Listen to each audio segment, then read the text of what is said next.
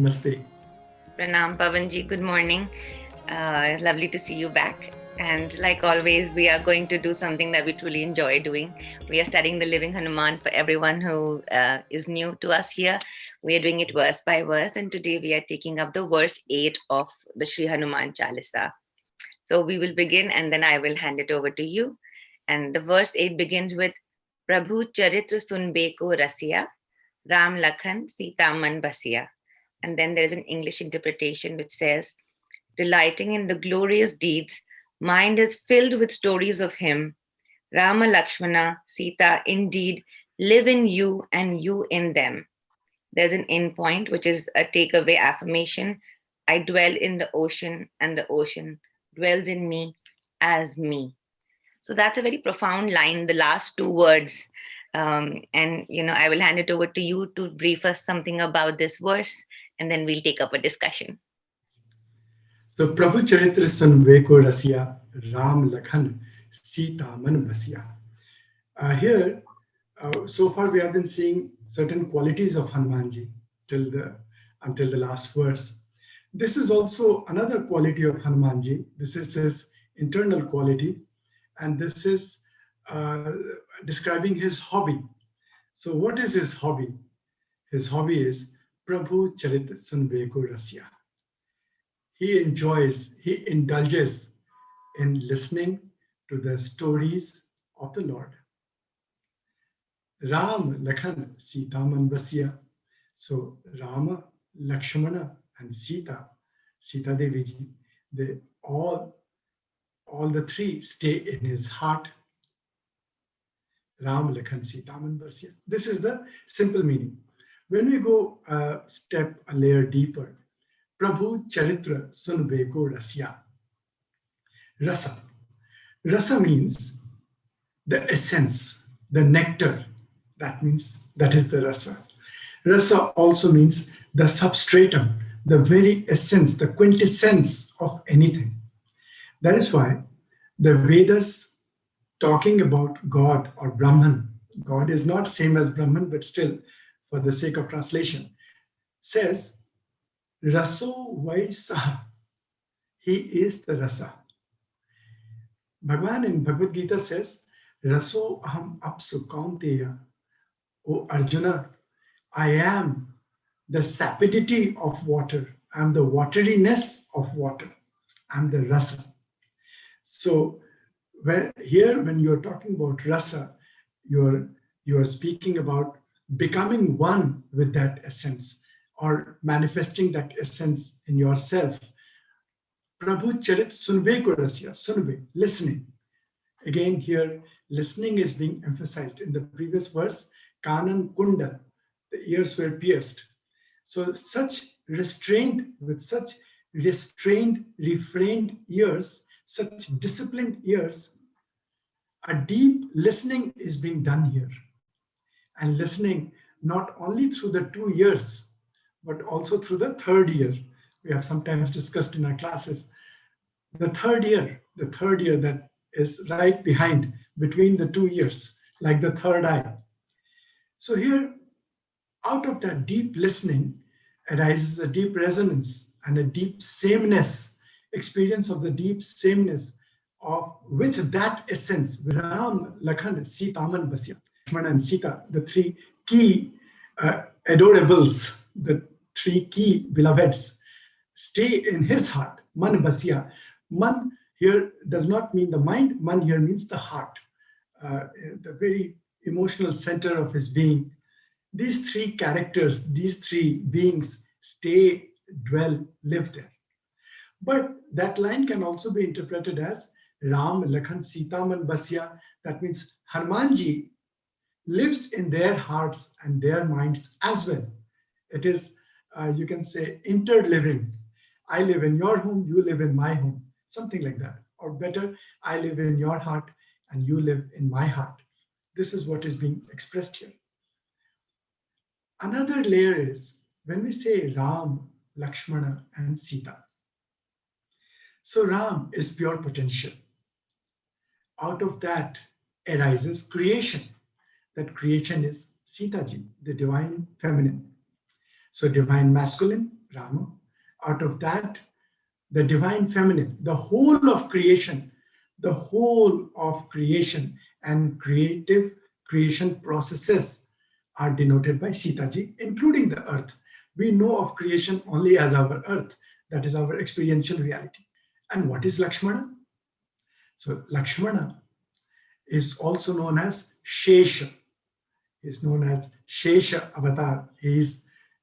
Shesha means residue, the cosmic residue. So after the creation, whatever cosmic residue remains. Likewise, after the dissolution, whatever little cosmic residue remains, the remainder, that is Lakshmana. Coming back.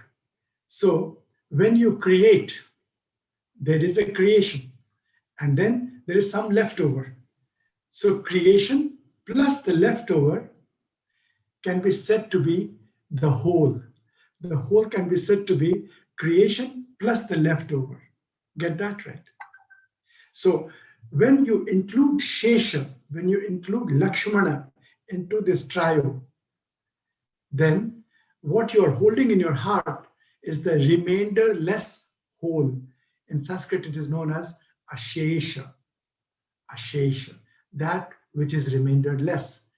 Nothing beyond these three remain to be accessed, understood.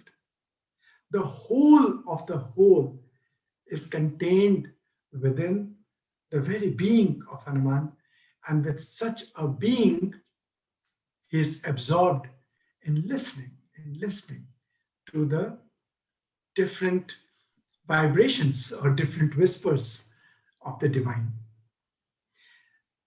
It is another layer of it points towards, this verse points towards Bhakti Yoga, the yoga of love, the yoga of devotion. Narad Bhakti Sutra describes 9 types of devotion. Navadha Bhakti, all of that is described in the book, but the emphasis is how should one read, how should one listen to the stories of the divine? Well, one should listen to the stories of the divine in such a way that one becomes divinized, or the divinity begins to dwell within ourselves. I would here again state something, that the words prabhu, rāma, sītā, lakshmana, of course, they represent forms of divinity in a tradition of religion known as Hinduism. Of course, they represent names of those forms, but they also represent totally religion-neutral metaphors of prabhu means light, that which enlightens. So he delights, Hanumanji delights or takes joy in listening to the stories of the light. Imagine the stories that light can create. That light traveling at a certain speed can manifest, and as it reduces, how it turns into the magnificent 4 forces that comprise our universe. That is the story of light. Rāma means all pervasive. Sītā means the earth, or the relationship, man's relationship with earth or with the universe. And Lakshmana represents a certain restraint, a certain discipline, a certain harmonization of this relationship. It is not a chaotic relationship. It's a harmonized, restrained, refrained relationship with that creation, yet free-flowing. What looks like free-flowing actually has a mathematical refrain to it. So that is represented by Lakshmana. And that is what leads us later on in the story. We talk about the Lakshmana Rekha, which Lakshmana drew around Sītā, the earth. Lakshmana drew a line around the earth, saying that our behavior, our activities should honor that line. When we break that line, we run into chaos. So This is the more universal religion-neutral metaphor that is pointed to in this verse. Thank you. I mean, I never interpreted Sri Lakshman like that, for that matter. And I don't think any of us would even, in casual conversations, have this awareness or knowledge about this. So, in this verse particularly, I feel that you have dedicated 3 whole pages from this verse to one singular word called sunibe, sunibe ko. And there are several meanings you have given to it about listening. Like, you said that listening alone is a means of knowledge, as the Gita says. Then there are many English things that we actually read on social media, but when you read it in context to what you are, like, for example, studying scriptures, the relativity is quite high. A listening mind will hear even the music of the anklets on the feet of the ants as they dance in their daily trail. So there is quite a deep emphasis on listening, and the other listening, Sunibe, you have taken it up as includes a sense of inner silence. And this I have read many times, and on social media, obviously. Only if the listener's mind is empty or silent can she or he listen to what is being said. So there is this deep essence of quiet listening and reflective listening that you have taken up in this verse.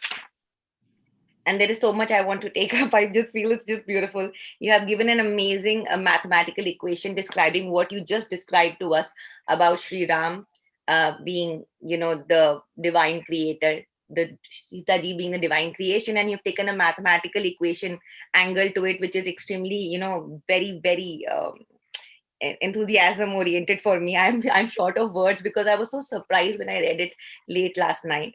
So there is the yoga part of it, which we'll quickly take up if you don't mind, which you say is the Brahmari Pranayama, the humming bee breath. So if you could just tell me what it sounds like, is it like actually making the bee sound, or is it just listening to the silence of the bee sound in your head? Both. First, you will make the bee sound. You will make the bee sound, but normally people are busy making the bee sound, closing their eyes with the index finger, ears with the thumb, nose slightly pressed. And as you inhale, you make the sound of a female bee. And as you exhale, you make the sound of the male bee. And then, as that sound is being made externally, you listen to the reverberating sound of inside your skull. And you tend to point them towards the ground. In your mind, you listen to that deeply, listening to that sound, not listening to the sound as the physical sound being created in your nose as you do this pranayama, but listening to our inner vibration that is created in the inner chambers inside. I love how you associate, everyday practices to understanding these verses deeply. And we will close with the my action point, although I feel there is so much, so much content in this verse that really moved me personally. But definitely we will take that up in our classes. And the closing affirmation for this verse is to learn and practice empathic listening. And that I think we all should learn to listen, to first observe and absorb instead of just responding. So, and to understand listening deeply. And thank you so much for this verse. And I would really recommend all our friends who are ever watching this video to truly study this verse and enjoy the deep meanings that are so, enlightening to all of us. Thank you so much for being with us.